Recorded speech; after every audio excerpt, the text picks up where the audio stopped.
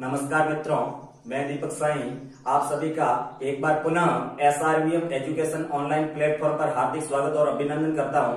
हमने कल कक्षा 10 की विज्ञान का प्रथम पाठ के कुछ टॉपिक पढ़े थे, जिनमें संतुलित भोजन और उसके घटक पढ़े थे। उनमें 2 घटकों का अध्ययन करना बाकी है अभी। तो सबसे पहला घटक उसमें जल, ठीक है। जल है तो जीवन है, जल है तो जीवन है। जल में सबसे सिंपल जो 6th क्लास से अपन पढ़ते आ रहे हैं, उनका नाम, जिसका सूत्र होता है जल का साफ H2O, 2 हाइड्रोजन के अणु और 1 ऑक्सीजन का अणु। हमारे शरीर में जल की आवश्यकता क्यों है? सबसे पहला और इम्पोर्टेंट बात यह है कि हमारे शरीर में जल की आवश्यकता क्यों है। आवश्यकता साफ 2-3 कारणों के कारण है। पहला, जल क्या काम करता है हमारे शरीर में? जल शरीर में ताप को नियंत्रित करता है। किसको नियंत्रित करता है? ताप को नियंत्रित करता है। और क्या काम करता है जल? दूसरा काम है जल का, कोई भी उत्सर्जन में सहायक है। किसमें सहायक है? उत्सर्जन में। उत्सर्जन क्रिया में जल बहुत सहायक है। और क्या काम करता है? तीसरा काम लिखे तो तीसरा काम है जल का, जल शरीर में विषैले पदार्थों को शरीर से बाहर करता है। विषैले पदार्थों को शरीर से बाहर करना, विषैले पदार्थों को शरीर से बाहर करना।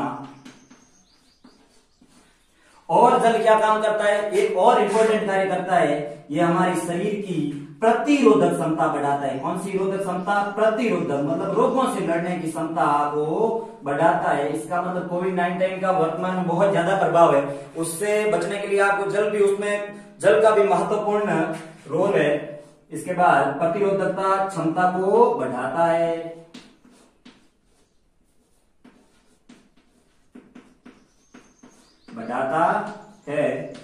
ठीक है। ये जल के 2-4 कार्य लिखती है। और जल के और भी कार्य लिखे हैं। तो जल एक हमारे शरीर में संपूर्ण जितने भी शरीर की समस्त उपापचय क्रियाओं में मदद करता है।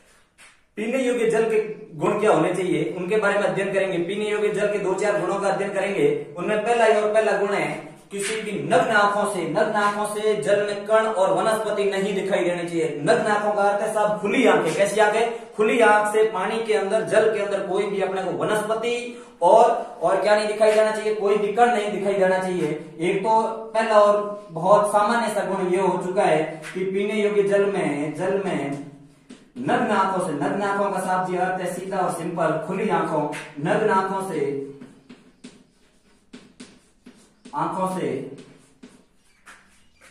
कोई वनस्पति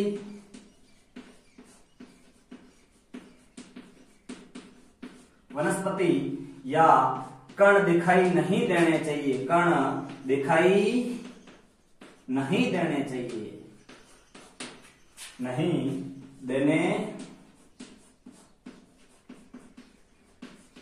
ये तो एक गुण हो चुका है। दूसरा गुण क्या होना चाहिए साहब जी? दूसरा गुण आप सीधा सा सूत्र में देख रहे हो, देख क्या रहे हो? ऑक्सीजन। इसका मतलब जल में क्या उपस्थित होनी चाहिए? निश्चित मात्रा में ऑक्सीजन घुली होनी चाहिए। क्या घुली होनी चाहिए? ऑक्सीजन उपस्थित हो।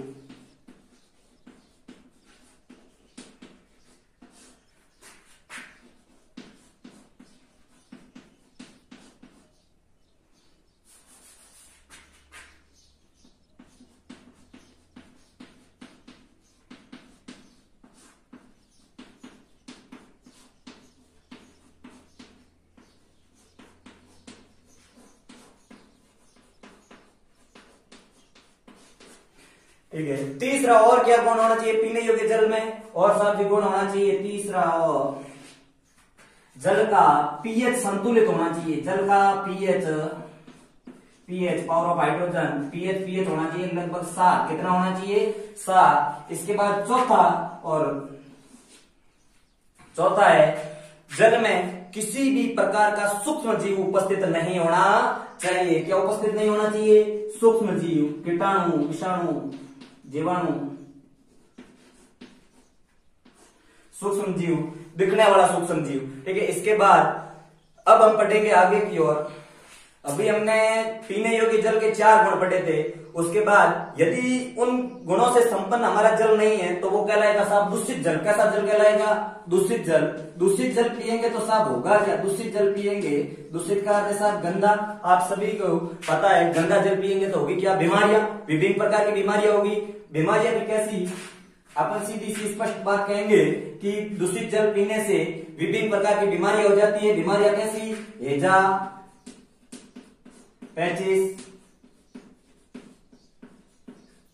और गंदा जल पीने से संक्रमण फ्लू भी हो सकते हैं। इसके बाद एक राजस्थान में पहले चलता था जिसका नाम है नारू बाला रोग, नारू या बाला रोग। इस रोग का रोगजनक का नाम वेरी इंपॉर्टेंट है, कई बार पूछा गया है और भर्ती परीक्षाओं में भी ये कई बार पूछा जा चुका है, जिसका नाम है ड्रेकनकुलस, ड्रेकनकुलस मेडिनेंसिस।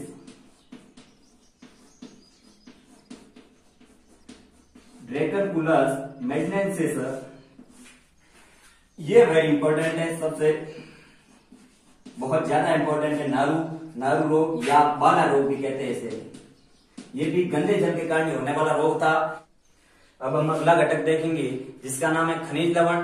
ये भी हमारे शरीर की समस्त क्रियाओं के लिए महत्वपूर्ण है। इनमें 2-4 का नाम पढ़ेंगे। एक तो पढ़ेंगे सबसे पहला खनिज लवण जिसका नाम पढ़ेंगे आयोडीन। क्या नाम पढ़ेंगे? आयोडीन। दूसरा और वेरी इंपॉर्टेंट है एपी, बोले तो आयरन, लोहा। और तीसरा पढ़ेंगे कैल्शियम। चौथा पढ़ेंगे फॉस्फोरस। 5वां और छठा पढ़ेंगे सोडियम और पोटेशियम। इन सब का अध्ययन करेंगे, एक एक का बारीकी से अध्ययन करेंगे, थोड़ी थोड़ी जानकारी प्राप्त करेंगे। सबसे पहला हमने कहा आयोडीन। क्या कहा? आयोडीन।